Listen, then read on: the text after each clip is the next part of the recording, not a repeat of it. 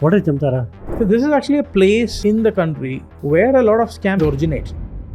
When government announced that EV are going to get a subsidy, the demand for having a EV dealership went up. Yeah. Now these attackers started putting up similar looking pages which is accepting EV dealerships, and then they call you saying that, sir, your request is pending. It'll be verified in few days. Yeah. And they call again, sir, you are now eligible for the dealership. You have to pay 5 lakh rupees down payment. You know the number of people who paid 5 lakh rupees? How many? Thousands. Already paid. Yeah. And got scammed. Yeah, exactly. You go to the dark web, you can buy the credit card of someone for $5. There will be listings like Amazon listing where you can actually buy data of any company and their employees and including their salary for maybe $20. And why is not government monitoring dark web or taking action against it? Taking action is very difficult because it's not a central system where the government can just say, cut. In cybersecurity, we have a saying, you're either hacked or you don't know you're hacked. It is like learning to swim online. That's how most cybersecurity courses are. So I will only see these things going up than coming down. And there are Chinese loan app scams. Oh yeah. What are that? So here, what they are doing is,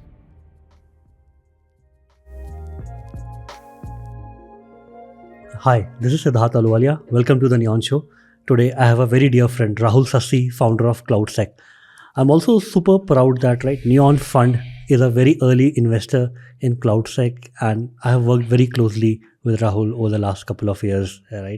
We have shared some fond memories together, and we have seen the journeys very closely, from the journey when they were a very small team to now you're a very large I think team. revenue, when we met, we had tripled 3 times the revenue. Yes. Yeah.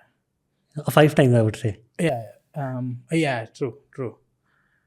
Yeah, correct. Yeah. True, 5 times. Yeah. Right.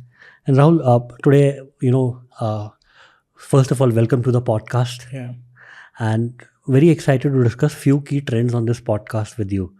Right. So we are going to discuss cybersecurity, dark web security, artificial intelligence, and some basic things like Aadhaar data leaks in India, the recent cyber attacks in India, the WhatsApp-based attacks, the phishing attacks. So I would just like to start with what is dark web? So, anything which is, the word dark web came into existence on the fact that criminal activity happens at night. Yeah. Robbers go out, steal. Dark web is like dark night? So it's basically like, where the dark corner of the internet is what is the meaning of the word dark web. So anything illegal that happens normally happens on the dark web. Though that's just one portion of what we do, that's one of the sources we monitor to identify cyber risk. So before we dive more into dark web, tell us what CloudSEK does. Yeah. So CloudSEK is in the business of predicting cyber threats. We build technology that can foresee what is the next cyber attack. What is a cyber threat? I'll give you a very simple example. That's something which you discovered last day. If you look at all the ATMs today in the country, they are not managed by the banks. The ATMs are managed by a vendor. Third parties. We discovered a simple issue that allowed any ATM in the country to be monitored because the vendor who was managing that ATM had a misconfiguration in one of their audit application, and it was exposed on the internet, which allowed anyone to see the live footages of the ATM, how much money they are loading into the ATM, when the truck driver is bringing in the cash. Now, we reported this to our customer, which is the largest bank in the country. They reported it to the vendor. I don't want to name the largest bank in the country. Okay, got it. Okay, private bank in the country. But this we prevented from a bunch of malicious guys from attacking and getting this information. So we predicted that, prevented it, so that bad guys were not able to access the same. And where was this information shared? It was not. That's one thing. We kind of identified the risk which could lead to this incident. And how did you identify this risk? So which is one of a monitor, which it's called SVigil. It's a supply chain monitoring solution. It monitors your vendors because your data is not sitting in just your computer, right? You have vendors, partners who shares this data. How do you know today whether any of your vendors is accidentally leaking your information? That's what supply chain monitoring solution SVigil does. And we have different data sources which we collect to, it's like how we predict rain today. How do we predict rain? We pass the data of rain through a mathematical model which tells us how much it is going to rain. And it's very, I'll ask you a simple question. If I ask you to think of a pet bird, like think of a pet bird, right? And people who are watching the podcast and can also do the same. Think for a minute of a pet bird. You might be thinking of a parrot. Yeah. Right? So will be a lot of people. Now, I just predicted what you were thinking, right? That's a smile on your face. Now, this is magic, but it's science. Yeah. Science based on data and statistics, right? So, if you gather enough data, and then you have data science models, mathematical models, machine learning models, which uses this to make these predictions, that's what we do.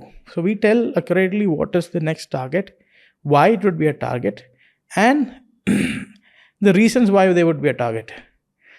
And this information and this intelligence can be consumed by our customers to prevent a cyber attack, which will save them millions of rupees.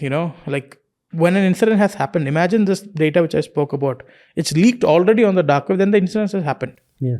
Our job is to stop it from happening in the first place, not when it's spilled onto the internet. So we build technologies around this space. We use artificial intelligence, and that's what from the very beginning of our existence we've been doing. And you mentioned you monitor vendors, you monitor dark web. Where is this invisible web sitting?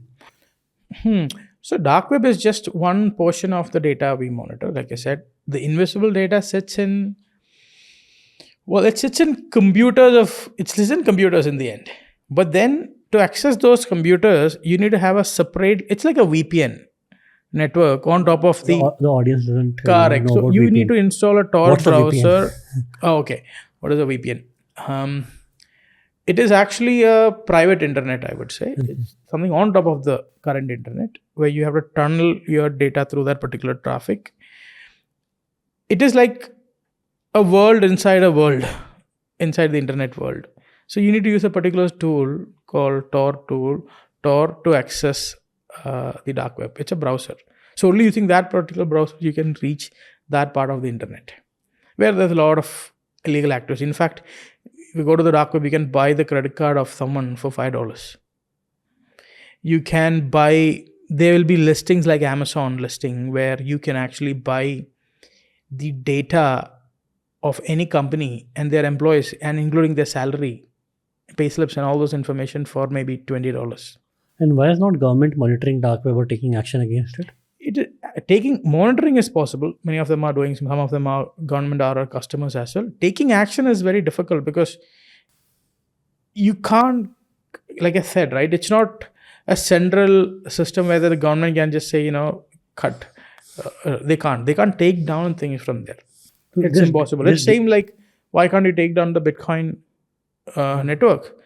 It's not like a central database. It's sitting on multiple people's computers, and the Tor will give you access. So the Tor protocol is very interesting. It kind of, it actually routes your data through multiple nodes and exits to the final destination. So it's very difficult to even track who is running those websites in the end.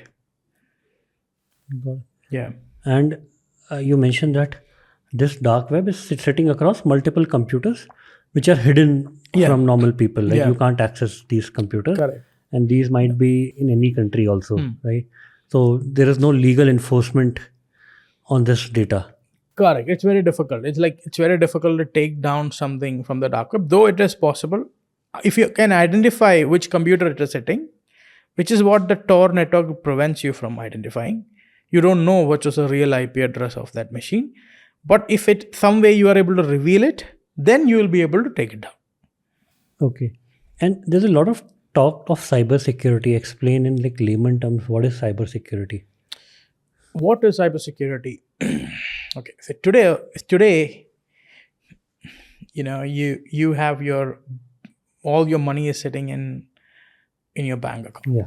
And it's not like money sitting there. It's just a number sitting in a computer, which says that you have this much money. Today we have smart drones which can fly around, capture pictures, etc., etc. Today we have, and if you look at the war which is happening, the tanks. If you fire a RPG rocket onto that tank, the tank can automatically detect a missile coming to it and destroy it when it's close in a few seconds. What I'm trying to say is that these are all computers in the end. A small computer which has some level of information or action sitting on it. The objective is to protect these things.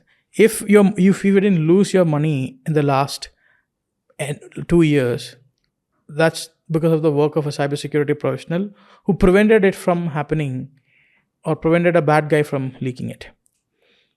If you see all the quadcopters and drones which are flying around and they're not crashing into each other, including the flight systems, that is because numerous security engineers worked on it by foolproofing it. So cybersecurity is all about protecting the computers and how they should behave. Bad guys can actually, reverse engineer, control different aspects of the computer and make it up to their own interest. Give us a few examples, right, where these bad guys have taken control of a large system to harm in the last few years. Yeah, if you know about the Bangladesh bank heist, $1 billion was exfiltrated from the bank. Okay. By presumed to be North Korean hackers. And they worked on it for months. Again, you have to understand $1 billion is... So what they did is Swift protocol is the protocol. It's like a technology which is used to transfer money between banks. So when you say that I want to transfer $1 million from this bank to another bank, this protocol talks to each other and makes that happen. So front end and all, application, internet banking, or you submitting a request is just the front end. But these two technologies or these two computers talk to make sure that $1 billion transfers to here. These attackers hacked into the Swift network of the bank, which they got access. I'm not going to deal into that. And then they started making requests, because now you are in the core technology. You don't even need to take money from anyone. You can virtually generate money and say, send $1 billion, split that into 25 transactions, send it to 25 different banks. And they did that. So now they did that on a Friday evening, because Saturday, Sunday, a bank is on holidays, right? And they also did one more thing. So in the bank, every bank, they have a mechanism, a ledger. End of the day or the next day in 24 hours, a ledger prints out every transaction which has happened so that they can reconcile it and see, hey, this is the actual authorized transaction, this is the transaction. They also hacked into the printer. Okay. And made the printer unusable. So on Friday night, the person came to print, the printer is not working. It's not restarting and rebooting. Like maybe some problem with the printer. So people went home, right? And then they came back on Monday. When they came back on Monday and then they print the ledger, $1 billion is out. Wow. And it's panicky, right? That the whole bank is on panicky mode. Now, the bank now sends emails to because it has gone to other banks outside the country. Send email saying that, hey, this is an unauthorized transaction, block it. Don't let it get withdrawn. Now the hackers also had access to the emails. So they responded to the email which went out saying that, yeah, sure, we'll take care of it, which is fake response. Right? Because they were monitoring the whole chain and they planned for it for months. There was also, and this story is from a different, there was also an instance where the attackers, now you have to understand where the money has to go into, right? Because it has reached a bank, someone has to withdraw it. In one of the scenarios, the attackers actually brought a bank. They brought a company. They brought a company, a private limited company, and then the money eventually came to that company, and they purchased this company for the sole purpose of checking, withdrawing these transactions. So I'm saying these things are happening. And to your question, what do? We or our work, not just mine or my companies, hundreds of cybersecurity professionals out there have prevented your money from being taken by bad guys. Because we did it in the background, you would never know, or we will never get credit to some of the good things which have happened. So it's almost like soldiers sitting at our borders, right? Yeah. Because citizens inside a country are leading a good life. We don't know how many attacks these soldiers prevented. Yeah, I mean, even use the terrorist squad's case. The number of terrorists they would have captured would have prevented n number of bomb blasts from happening, but we will never know because it got prevented. That's the state where we are as well. Yeah. And here in case of like cybersecurity, the scale of one incident could be like the attack on Taj in Mumbai. Yeah. Right? Yeah. Correct. So many people lost life. Correct. Right?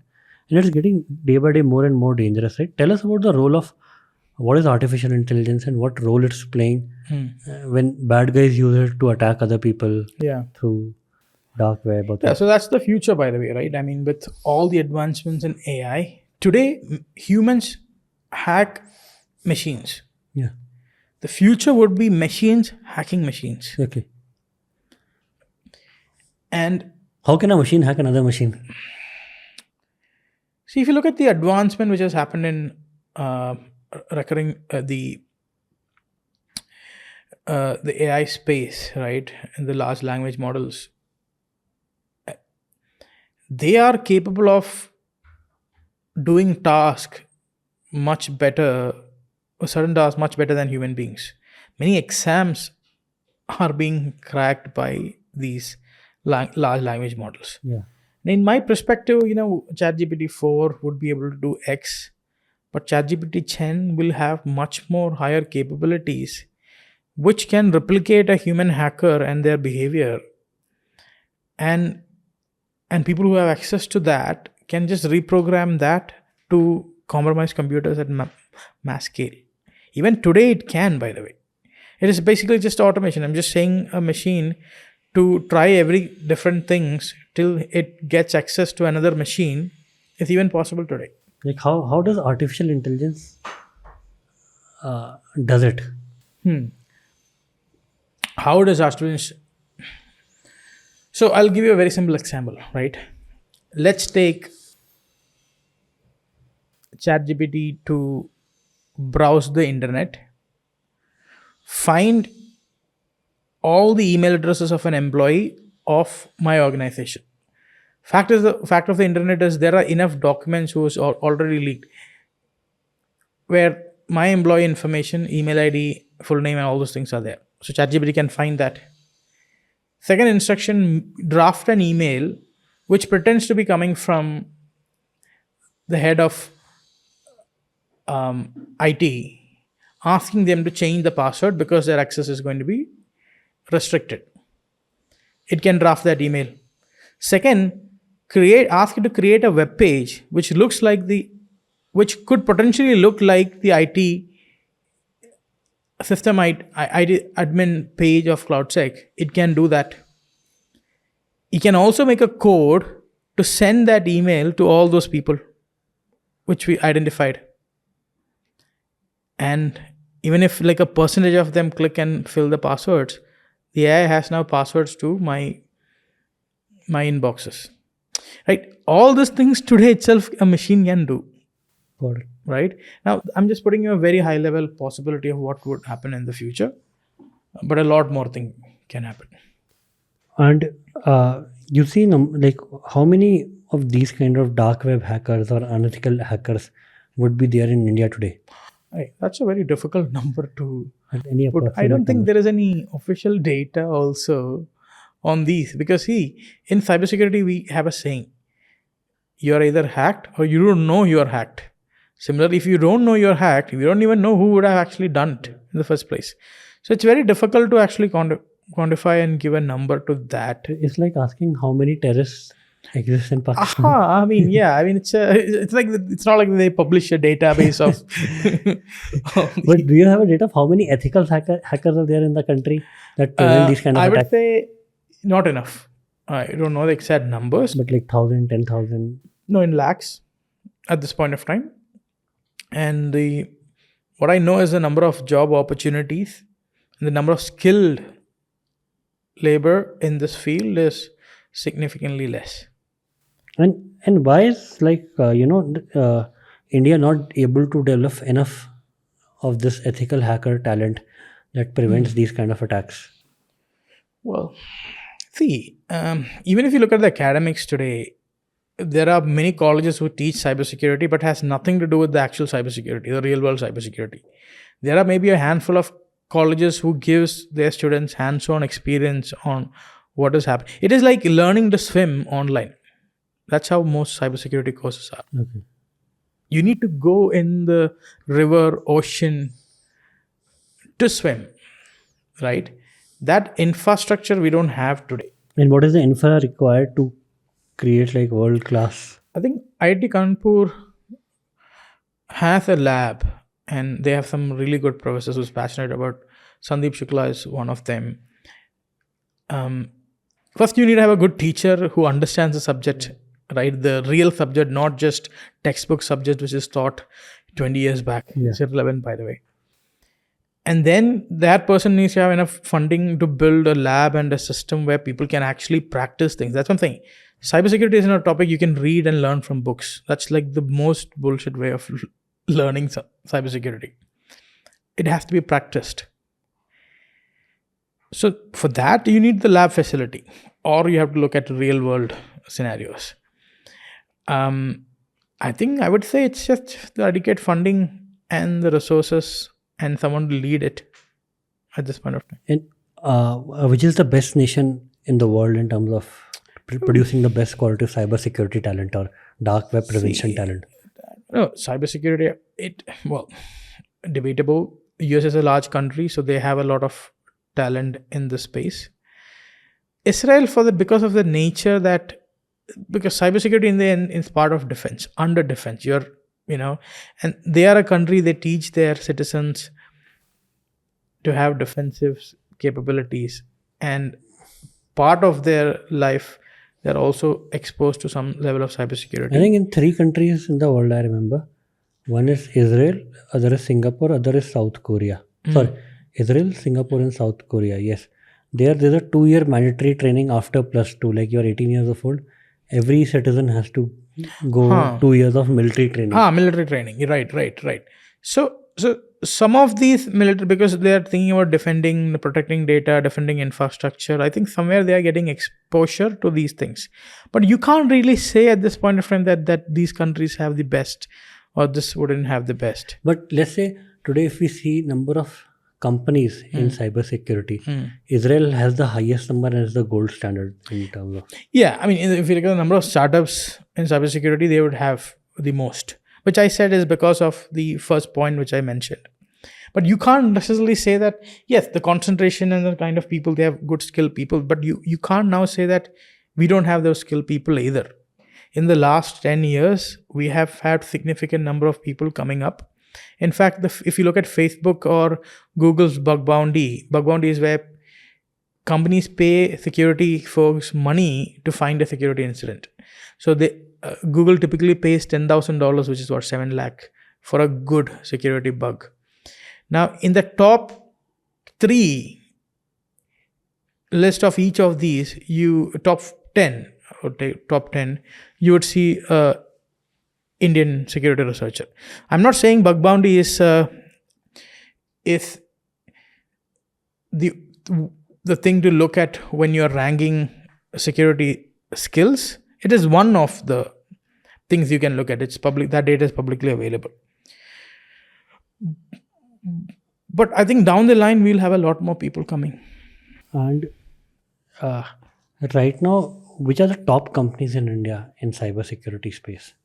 Startups or companies? Like Palo Alto Networks, I know is in $100 billion, that is but in big the because US. of their revenue in the US. I mean, in terms of revenue, Yeah, but in India. India, see, that's one thing. The last company which got listed in the public market and the last cycle is Quick Heal. They got listed almost Quick Heal. It's a endpoint security, it's an antivirus sort of security solution. Got listed almost 14 years back, a little more than that. Um, but then I would say that the market did not support them enough because there's still a lot of understanding in the commoners on potential of the space. But so they are the only one in my perspective, like a good product company in my perspective was a listed company. There are so many other small ones, but I would not name. There's a popular web series called Jamtara. Have you seen? Yeah. I mean, seen that. I know I contributed to some of the data sets In Jamtara? What is Jamtara, for example? No, I mean, for our audience. So this is actually a place in the country, a state, a city in the country. I want to specifically go mention where a lot of scam happen. I mean, scams originate, not happen. Scams originate. I mean, you would see people creating fake call. Okay, so they'll go to Twitter or any of the social media pages and say, "This is the customer care number of Ola." Now, anyone who has an Ola grievances, they'll go to Twitter and say, "I have an Ola. I have a bad issue with Ola." These guys will immediately go say, "Hey, I'm calling from Ola customer support. Call me on this number." Yeah. Poor people will call. And this is not Ola. Every bank has this problem. Every consumer-facing company has this problem. Now, the poor guy will call this number. These guys will play all the auto-tune in the background, pretending make them pretend that is actually the customer support reach. They'll even make them you hold for a few minutes. They're like, "Hey, hi, what happened?" And you explain the problem. They'll say, "Okay, fine, I'll just send you an OTP. Just send the OTP to verify you." And then they'll trigger an OTP request to make a transaction from your account. How did they get the access to the account in the first place? No, so you can actually, some portals you can actually, for example, you can connect your Paytm account to other online services with just an OTP. If I have your number, I can go put your phone number in that service. The verification is an OTP coming to you. Yeah. So while on the call, I'm saying, "I've just triggered an OTP for you. Can you just quickly check?" On the call, you're not looking where is this OTP coming from. You'll just read it out. Yeah. And within seconds, they'll just take all the money. So like this, they create fake call center numbers. They create fake web pages. One of the things we solved this for Ola particularly was that when government announced that electric vehicles are going to get a subsidy, the demand for having a EV dealership went up. Yeah. Now these attackers started putting up Ola similar looking pages, which is accepting EV dealerships. And they're asking money. Now people are searching on internet and saying, "Oh, Ola dealership page." They land up on those fake pages. You fill in the you give all the information, phone number, full address, blah, blah, blah. And then they call you saying that, "Sir, your request is pending. It'll be verified in a few days." Yeah. And they call again, "Sir, you are now eligible for the dealership. You have to pay 5 lakh rupees down payment." Yeah. Now, you know the number of people who paid 5 lakh rupees? No. How many? Thousands of people. Already paid. Yeah. And got scammed. Yeah, exactly. And so, before they became a customer, and we actually kind of now track these pages down. The minute someone registers some of these pages, the minute someone registers some of these phone numbers, we help Ola take these things down proactively so that bad, good people don't lose their money. And why are these scams originating in tier 2, tier 3 cities? So the Jamtara is a place where a lot of these scammers operate from. Okay. And why it is from Jamtara, I forgot to mention. See, one guy who has a skill becomes a teacher because they are making money. Now, one person makes money is influencing a lot of... Yeah. See, crime is or cybercrime or crime is inversely proportional to the economics. Yeah. Right? When economy goes down, crime goes up.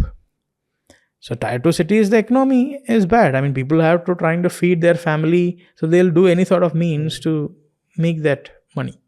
So it was shown in the movie that in classrooms it's taught how to scam people. Yeah. Yep. That's one thing. If there's a teacher, one person, it becomes an economics. And why does the local police force and government take action against these people? Because they know that the schools are running on ground, right? They are not running on cloud. See, I mean, there were many officers whom I know who has worked on some of these cases. In fact, today morning also I was with an IPS officer who was part of the IB, who was telling me how some of their work or their work influenced other police persons in different parts of the country to take down some of these scamsters. The problem is the number of crime is higher than the people we have, the officers who have to track them down. So you can only take down one or two because the investigation will take time. Yeah. And like you said, if there are hundreds of people like that, how will you even tackle it? So that's where we are at this point of time. And can you give some stats how this is increasing year on year in India and globally? See, like I said, every time when the economy goes down, we see this shooting up. Now, I can't predict how or where the economy would be, end of next year. But in my perspective, what I am seeing is that the information or the skill needed to do these things are now readily available, which means even if in a 100 million population, 0.5% of the people are bad, that itself become a sizable number to create enough havoc. So I will only see these things going up than coming down. And there are Chinese loan app scams. Oh yeah. What are that? That's even more crazier, by the way. So here, what they are doing is, again, different forms of scam. Here,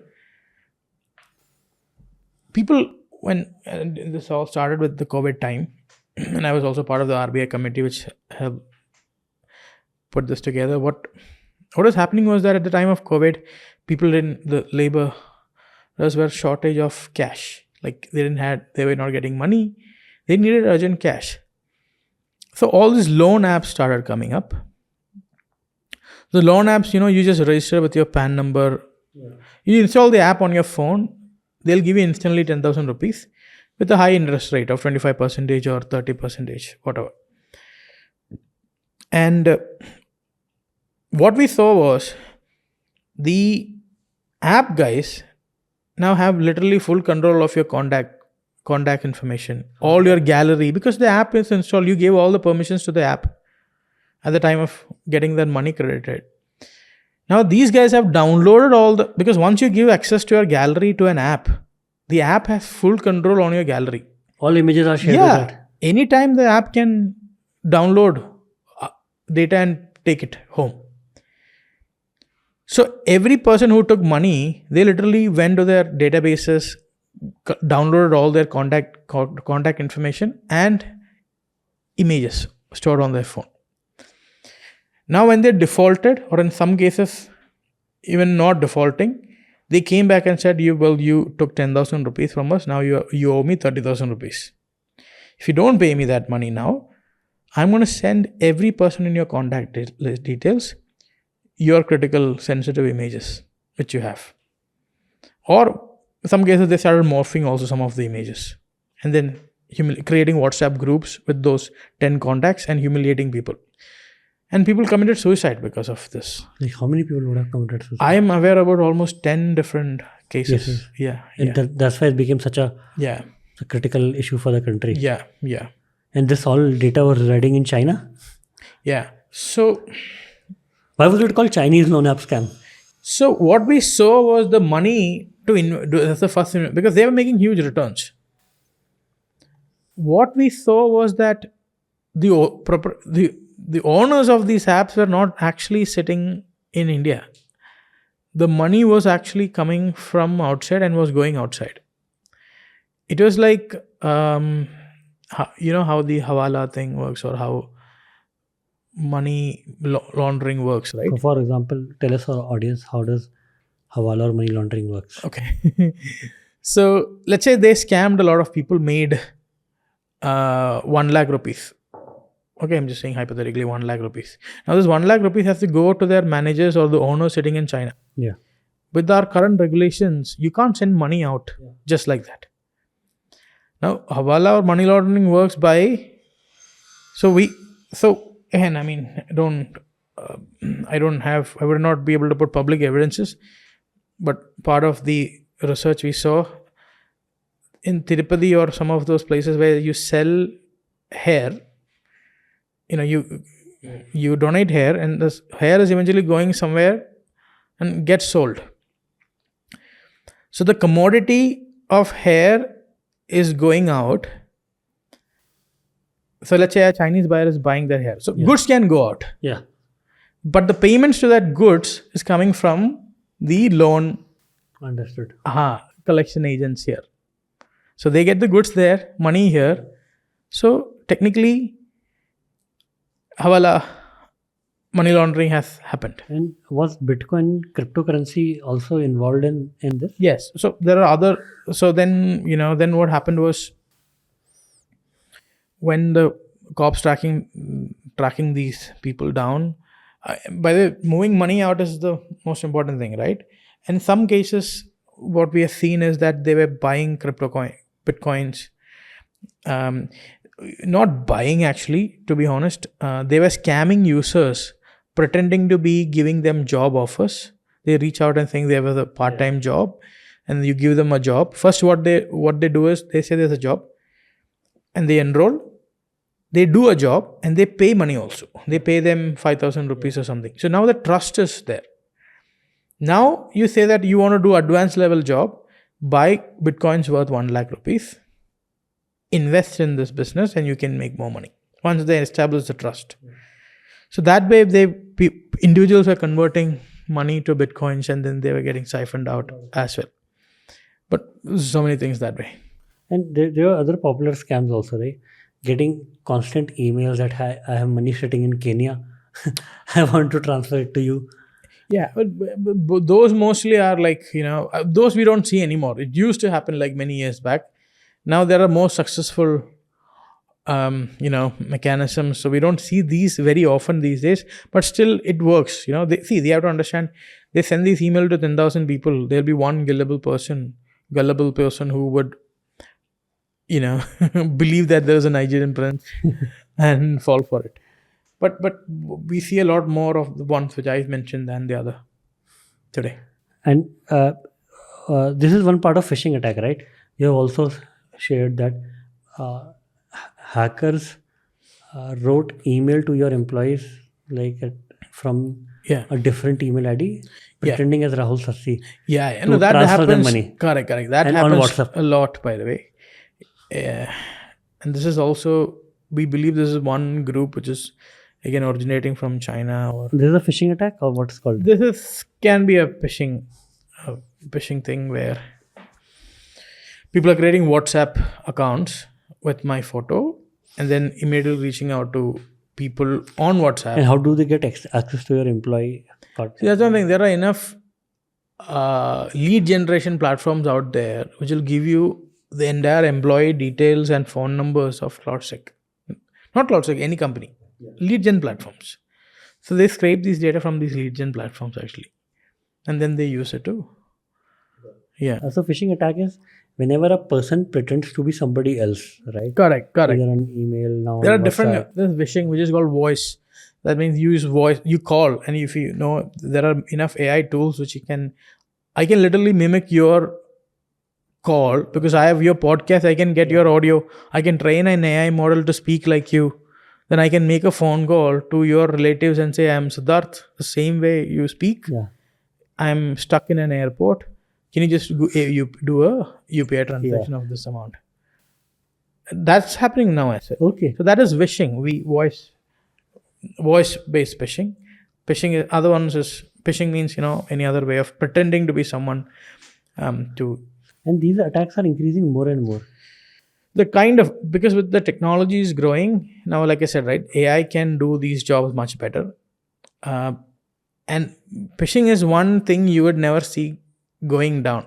one form or the other will always exist, because humans are the weakest link in cybersecurity. There'll always be one person who will make that mistake.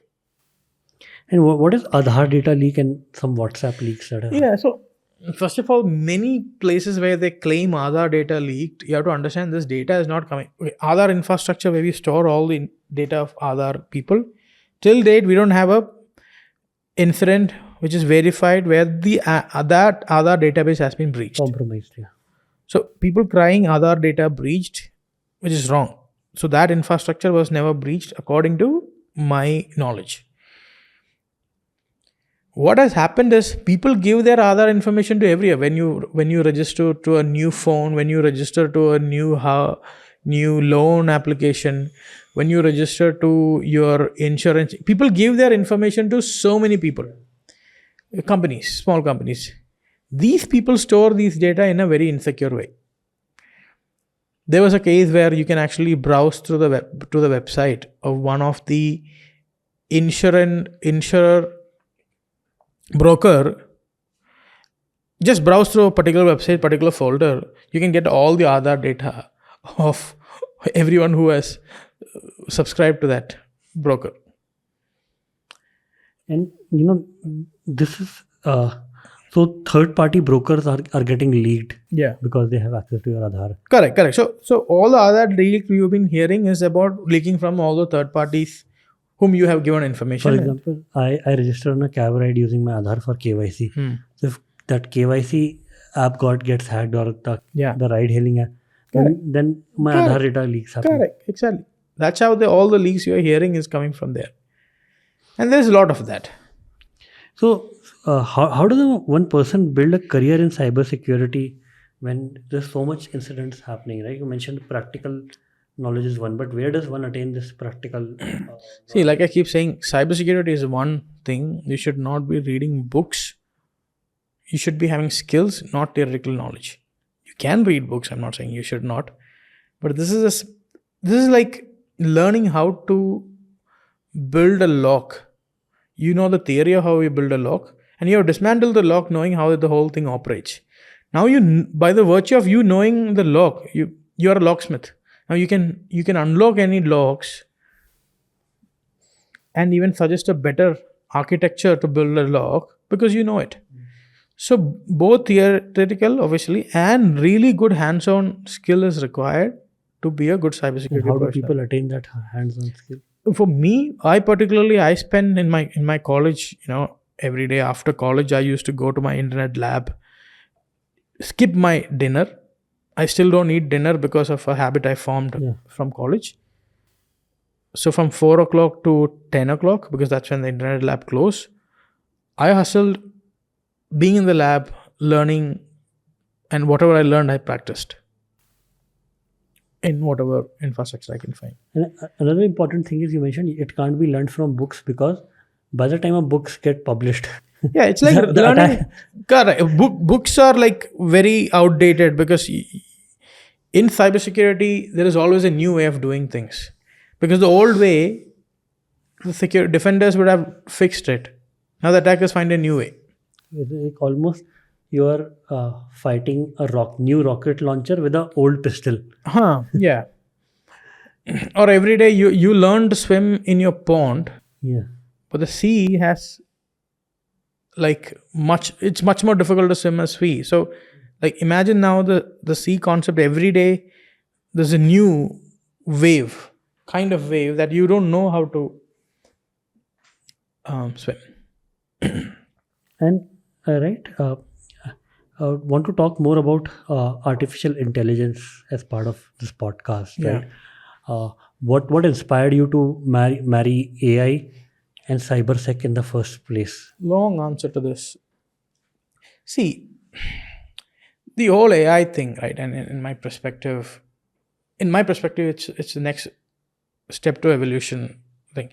And it's a next big thing, to be honest. And I don't know at this point of time whether it's going to be a good thing or a bad thing. I'm excited. I also have this philosophy that if I don't understand something, I should not fear it, but I should try to understand it. So I'll tell you why AI would be the next big thing and why we choose to build a company core on AI. Yeah. If you look at evolution, And if you think evolution as an algorithm, what is the evolution algorithm? Survival of the fittest. If this guy is not strong enough, he perish. Yeah. It's a simple if and condition. It's a program. It's an algorithm. Now that algorithm created the fish, the monkeys, the humans, right? Let's say each of them are a version. The fish is the version 1, monkeys were version 2, humans were version 3. Yeah. But that algorithm created us. And if you look at on the other end, a neural network, which is what powers an AI, is also an algorithm. The outcome of that is ChatGPT 1, ChatGPT 2, ChatGPT 3. What is neural net? It is basically, okay, so the two parts of neural net is how the neurons in our, it is basically a stimulation of how the neurons in our head functions and how we make a decision. And then you tie up neural networks to reinforcement learning. Reinforcement learning is that I am not telling you how to do something. I'm not writing a code to do something. Rather, I'm giving you a goal. Go figure out how to play football and win a game. Yeah. So the neural net along with reinforcement learning will keep playing football again and again till it finally wins a game. Yeah. And it doesn't It'll stop. keep on learning, right? It keep on learning, evolving till it finally gets that link. So that is how the neural networks functions. Now the new outcome of the neural networks plus the reinforcement learning is what we call ChatGPT 1, ChatGPT 2. And ChatGPT is like a large, it's called LLMs. What they have done is they are teaching these machines to learn an abstract view of how the world communicates. What is LLM? Large language models, it's called. What is it? So basically, there's something, let's take every Wikipedia in article. Yeah. You use that to make a machine tell, let's say, I say I. What is the next word that could happen? I am. I will. Right? So the machines will be able to predict what is the next sequence or the best fit sequence of word. Now you give a prompt. Write an article about something. Write an article about Neon Show. Now it'll start with Neon Show is a great show. It will be able to put this thing together because it knows which is the best word to use to get to the goal. Yeah. That's how LLMs works. So now, as of today, if you look at the current world of LLMs, it has an abstract view of what the world has spoken or thinks about itself. And on top of that, they're building more rules, saying that you should do it this way. If this data comes, you should do it this way. And that's how you see some of those outcomes. It is able to write poems. It is able to do a lot of human tasks for us today. Now, back to my original point. Now you have to understand evolution created us. Yeah. It is an algorithm. Neural networks plus reinforcement learning created these different models who are capable of doing certain tasks like these guys are able to do. But the difference is this evolution took billions of years. Here, the ChatGPT 1 started in 2017. Yeah. And we are at 4, which is one of the best models in 2023. Yeah. In computer world, things happen much more faster. So whatever happened in this evolutionary steps, which took billions of years, could happen in 10 years. So we might be able to create much more smarter, capable machines in a short period of time. So the thought is whether these smart, good machines will be good to us or bad to us is something I don't know at this point of time. I can't decide.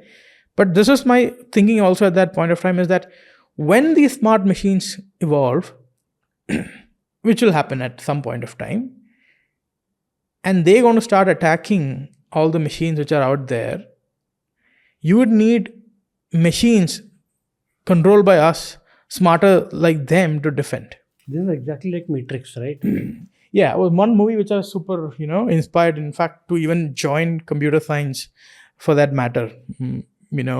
Yes, it talks so much about the concept. And yeah, absolutely. It's a fight between the machines that humans created are now controlling. I will also say that it might not. Okay, South Korea might have their own bad AI. Okay, that AI will try to destroy the enemies of South Korea. So it might not be even humanity versus machines. It might be machines versus machines controlled by countries as well. What I'm trying to say is that the future, and again, I'm not sure how long in the future, I believe the future would be machines trying to attack machines, not humans anymore. So Why is that? Why will not attack humans? Why will they attack because machines? they are much more capable of executing these tasks without getting tired. There's a popular narrative in Hollywood movies, especially action movies, that the machine take control of Yeah. the nukes, the nuclear missiles, Yeah. which every of these countries have, and then they fire on. Yeah. Yeah. I mean, like I said, like I don't know at this point of time whether it'll be good to us, but if you simply put the geopolitical system today, Yeah, each governments can have their own versions, which is but going wrong. right now, ChatGPT is very simple. Like, if what's your understanding of ChatGPT? What it is? It's basically, what you and I know about the world. The same knowledge is represented in the form of a simple CSV file. It's a simple file which is comma separated file which has got a lot of mathematical numbers, but eventually can do some of the tasks which you are doing. So right now, if I have to write an essay, it can write an essay for me. Correct. But that's the limitation of it. Or I want to create an image. I want to create a video. Can do that, right? Yeah, It can do that. it understands. Yes. What That's I'm the trying to version say. 4. You have to know that's the version 4 in 4 years. Yeah. Now imagine 10 years. And this 4 years, people didn't see. When I say people, there are only few companies who are building these LLMs. Okay, you have to understand, before only academics were doing new AI research. Yeah. No private companies stepped into it. Academics have very limited resources. But Google has been doing AI for a long period of time. That's one thing, limited. Whether it's Google or there are a few companies who are playing around with it, but mostly it was academics. But now Microsoft and ChatGPT showed the world that there's so much more you can do. What is going to happen? There are like $200 billion companies who have $1 billion cash reserve sitting. What do you think they're going to invest in? They'll try to build their own versions of LLMs or AIs for that matter. Each will have one version. And do you think people will lose jobs because of it? Because a lot of human stuff, repeatable stuff will be done. Jobs. Let's say if I train my model on the podcast of Neonshu and your model on your podcast, then these two models can interact and do another podcast, which is just generated by a machine. Yes. No, so even much of the video editing tasks today, I mean, you can create a reels from, I know you create reels from this thing. Many AI tools even today can build that reel out, edit it, put some content in between, build it. See, I'll tell you something. One thing I think in the next few years, you will see people using AI to do their jobs better. At what level? So that is how it is going to be. People will transition to or use these tools to do their jobs better. And I think that'll be the next 5, 6, 7, 8 years will be like that. I don't know what time it will flip completely. It is quite difficult to make that. I'm trying to imagine a world where I don't have to reply to my emails or WhatsApp messages. Yeah. Let's say, for example, as soon as I get an email, Yeah. AI drafts an email for me, Today, and I just have to review it. Technology can do that today. It's just that you don't have access to that technology, which is. But ChatGPT has made APIs available now. You can programmatically make that happen. Every email that lands in my inbox, Yes. you are saying, Yes. an automatic response will be drafted for it. Yes, accurate, very accurate responses. You can even teach with the new models. What they have done is you can actually teach them how Siddhartha Ahluwalia writes emails. Yeah. So go through all your previous emails to see this is the way you respond. So it can make those. Even that's possible today. And is there anybody using that?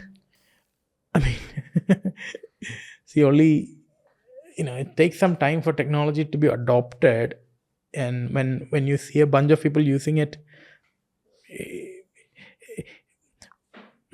We are in the early days, to be honest, but it will catch fire pretty fast. Got it. And what's there's a lot of debate on privacy going on. What's it about in the world? Well, see, privacy is fundamentally about you have your data given to someone. You need to have the rights to know what they're going to use with that data. And whether you can stop them using your data or not. Correct. I mean, you see, all the 23, 40 apps on your phone has some amount of access to your data. Now, like I said, how the Chinese guys were taking data Without your permission. without your permission. If one of your apps are doing that, that's something you need to be told. So all the privacy logs are coming out is basically saying that if your data is being collected, people who are given the data should know how you're going to use it. They should also have the right to destroy the data you're storing. This is on a high level, the principles of privacy. Under that comes security, right? I mean, you're collecting data, store it securely, etc., all subcategories. But this is on a high level, what privacy is all about. And why so much debate on different governments have a different stand? Europe has a different stand on privacy. US has a different stand on. No, underlying, it's all evolved from GDPR. What is GDPR? I mean, this is the European Union version of privacy. Do you know full protection. form of it? Global Data Protection Act. So Europe decided among itself that they'll follow GDPR. Yeah, and enforce anyone who has to do business with Europe to follow the same as well. And does India have any form of privacy laws right now? PDP bill, which is now passed, is a variant of that. What is that? Basically, same thing. Just make sure consumers' data is protected, not misused. Right now, fines are getting imposed right all over the world. Like Europe. Yeah, that's cybersecurity. That's what I mean. This market is actually driven by regulatory. And if you look at this space, the last 10 regulations that came is a headwind for marketing companies. Google, Facebook. Yeah. Their business is hampered by this. But cybersecurity market is booming because of these same regulations, which is a headwind for us. Tailwind for us. And that's why we see the largest globally company in this space is Palo Alto Networks, right? Yeah. Which became from $20 billion to $100 billion. Yeah. Under Nikesh Arora. Yeah. I know. I follow them closely. What are the other companies that you look up to in this space? Colossus is there. They have been there for quite some time. Colossus. Okay. But I mean, I look up to them because, they are not like in the... So there are a lot of startups who came, grew pretty big, then kind of like struggle because they are like an aggressive growth path. Colossus and a couple of other companies, they're not like growing like an aggressive fast, but they're very strong businesses. They're like profitability is there. Growth is there, obviously. Very strong in the sense, just go down like a house of cards. Those businesses have very strong unit economics. I was actually in the Palo Alto Network, met the CEO. Nikesh? No, in Colossus CEO. And they were telling me, and that business has been there for 20 years, 25 years. They always look for the core unit economics of their business than anything else. So thanks a lot, Rahul. Right? Yeah. Really enjoyed doing this podcast. We talk about various things. We talk about dark web security. We talk about artificial intelligence. We talk about various scams that are going on in India, globally, right? And what kind of talent is required to bring India on the forefront? What is your last piece of advice for professionals who want to build a career in cyber security, dark web security, right? You mentioned they have to get hands-on practical experience, but let's say for next 10 years, what they have to do? Yeah. See, if you ask me which is the area I wanted to spend my next 20 years, I would say cybersecurity. Okay. While it creates wealth for me and my family, my investors, my people, more than the wealth, it has the capability to protect lives of people. Like I said, tomorrow everything is going to be smart. smart fridge. We have smart fridge, smart bulbs. Our homes are sitting. Watches have become super smart. Everything is a computer, right? And pacemakers. Today you can actually remotely, destroy someone's pacemaker and kill that person. Technically, now our effort is not just protecting computers but saving lives. Yeah. So I believe this space is going to be going to have enormous potential in the future now and in the future, because it's doing so much for the community. Yeah. And I believe when you make money while helping people, that's the best way to make money. So that's what I have huge respect for, not every other cybersecurity professional, but everyone who's supporting that ecosystem. Got it. And you think that there's enough scope for beginners to learn the space in the next many years? No, yeah, absolutely. As long as computers are going to be there, there's always going to be something. And even if, let's say, tomorrow CloudSEK, you get a good acquisition offer, you sell CloudSEK, you're going to start another company in the same space? Cybersecurity? Selling, I think we should only think about selling the company if you're not able to perform, right? As long as you're able to double our revenues every year, that's something. Let's say Palo Alto Networks hypothetically come to you tomorrow with a $1 billion offer. What will you do? Interesting. Listen, I enjoy what I'm doing right now. Yeah. I don't think the question I always ask, what will I do with $1 billion? Yeah.